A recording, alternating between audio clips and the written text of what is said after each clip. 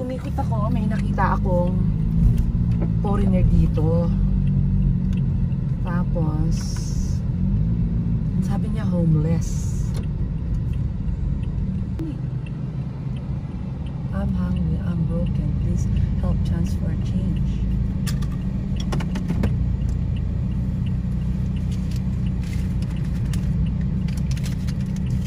Paanan, wala yung like yan.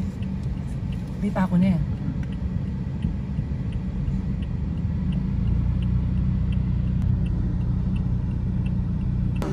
Nag-decide akong bumaba para bigyan siya ng kaunting tulong.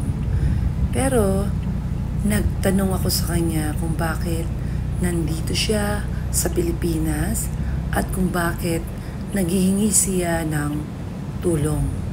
Naglakas ako ng loob na bumaba upang makausap itong taong to at gusto kong tanungin kung bakit siya ay nagkaganito na naghihirap at nagugutom.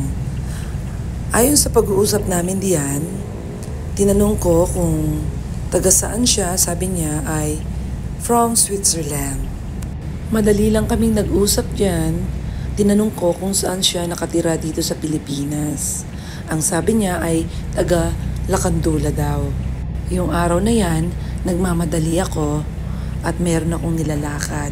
Pero hindi ko natiis. Nakita ko siya at nag-turn around ako.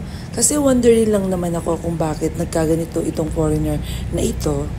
First time ko lang yata nakakita ng ganito na homeless ba ito or hungry na naghihingi ng tulong dito sa Pilipinas.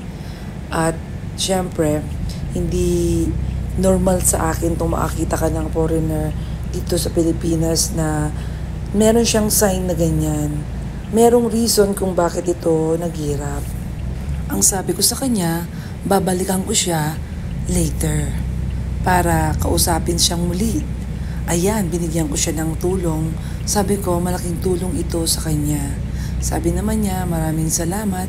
Pero nag-promise ako sa kanya, babalikan ko upang ma-interview siya.